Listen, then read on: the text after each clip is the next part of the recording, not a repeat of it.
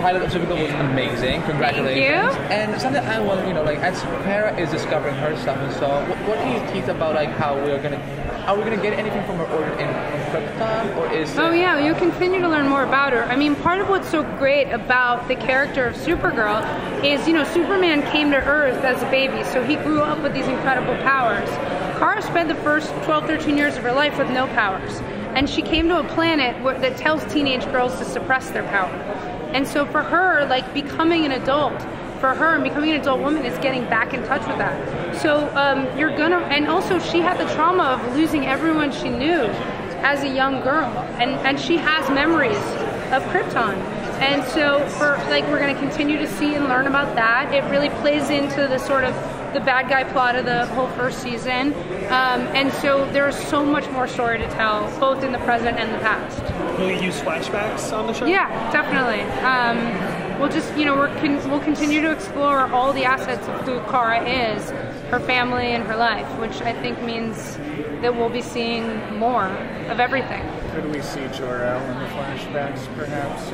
I don't even know how to answer that. Can you tell us about the direction of this first season?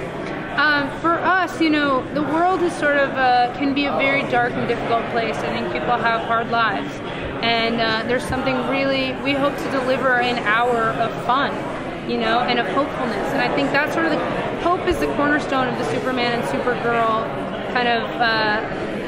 They're sort of, it's central to who they are, is the hope that they offer.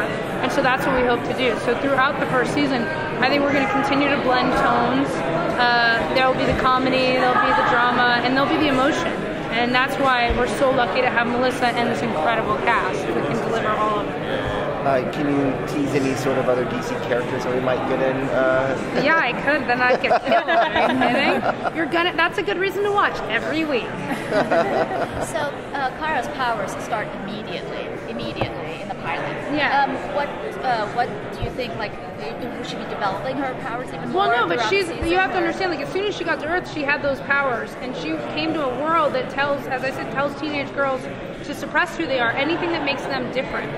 And so Kara suppressed all of it. So she's always had the powers, but what she's doing is getting back in touch with them. She hasn't used them, she's a little rusty, and she hasn't necessarily been trained. And that's one of the ways that Alex, her sister on the show, beautifully played by Kyler, can really help her. In a lot of ways, Kyler is a lot more of a superhero than Kara is. She's got the ability, but she's never allowed herself to be all of who she can be until now, which is going to be really fun and I think a great message for everyone.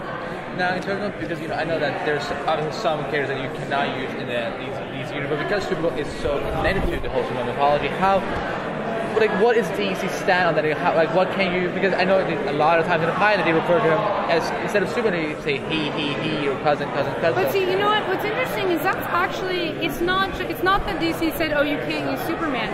But what's really important to us, this show is about Supergirl. Oh yeah. Right? And so it's not about the man, it's about the woman. And the woman is the one that we don't know enough about. And so for us, it's not so much can we or can't we, but why should we? This is her story, and it's about her becoming a superhero. Very early on, when the idea of doing a Supergirl show first came up, I said to Greg, I was like, Supergirl, we have to do Supergirl, because I really do believe there aren't enough strong female characters in film or television. We try to do it across all of our shows, from Arrow, Flash, Blind Spot, which is going to be on NBC. And so Greg called me, I remember it really clearly, and he said, I figured it out. It's like Ginger Rogers. She has to do everything Fred Astaire does, but backwards and in heels. And that's what Supergirl has to do. And in a lot of ways, that's what makes it a far more exciting story to tell. Could you talk about some of how you will be able to do it differently? If you're doing it backwards, there are going to be variations. How can you branch out in the superhero narrative that you cannot do with Superman? Well, what I think, look, I grew up loving Superman, and in fact, the Dick Donner Superman films are a great reference for us, because they really had that sense of fun and wonder and excitement and hopefulness.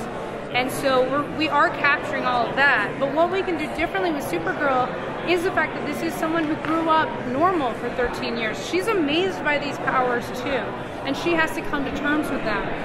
It's not, you know, and so for us, there's so much, in a way, like she's very relatable because of that, you know. She doesn't feel like she fits in.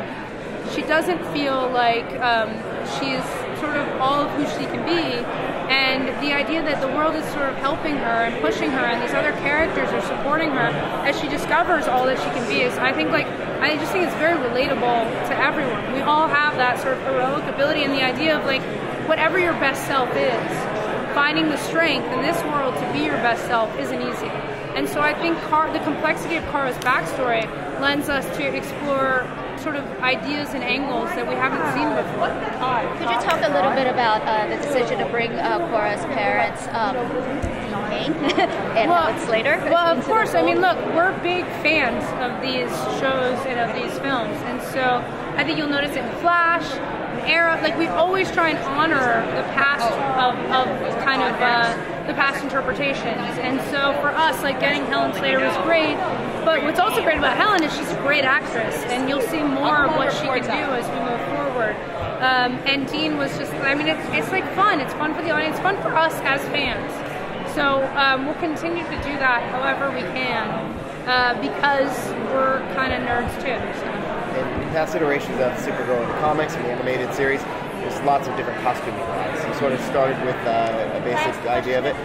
Might she go through changes herself and decide she can? Yeah, but I will say, like, you know, we spent a lot of time in the costume. We're very, very lucky to have the Academy Award-winning costume designer Colleen Atwood design Supergirl's costume. And, you know, she did the Flash and she did Arrow. And I actually ran into her last summer and I said, I think we have something else for you. And she goes, I hope it's a girl.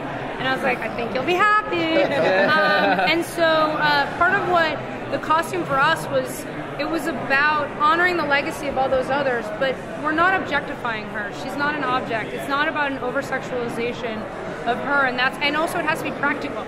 Like, I don't understand how anyone can fly in a skirt. Like, it's just, it's too X-rated. And she has to kick a lot of ass. So to do that, she has to be in something sort of comfortable. So we found something that felt fresh and cool. I think that's really important to us, is that it's something that little girls are going to want to wear. So the idea that they're going to want to wear something that has sleeves, that doesn't show their belly, is exciting to us.